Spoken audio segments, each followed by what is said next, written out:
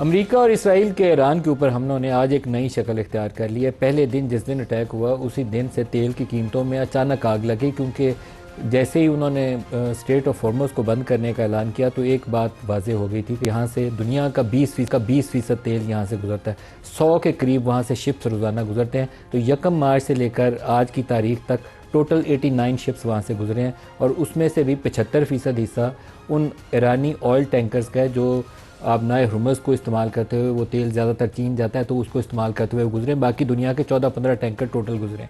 तो ये सूरत हाल है। लेकिन आज उसकी नई डायमेंशन ये है कि इसराइल और अमेरिका ने जॉइंट अटैक किया उनकी ईरान की सबसे बड़ी जो गैस फील्ड है। पहले नंबर पर इराक की बंद हुई थी, जिससे यूरोप में फौरी तौर पर क्राइसिस आया था।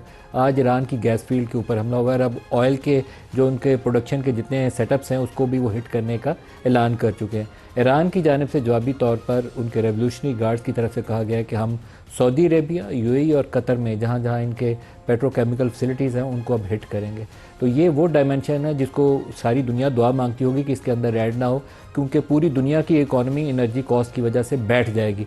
ना सिर्फ इसकी कॉस्ट पाकिस्तान भुगत रहा है, 55 रुपये हमने बढ़ाए हैं, लेकिन यूरोप और अमेरिका खुद इससे सबसे ज़्यादा तकलीफ़ में मुब्तला होंगे। आने वाले दिनों में जो कीमतें जिस रफ्तार से ऊपर चढ़ रही हैं वो पाकिस्तान के लिए क्या खबर लाएंगी और बाकी दुनिया का क्या बनेगा, उसको आज के प्रोग्राम में हम फोकस करेंगे।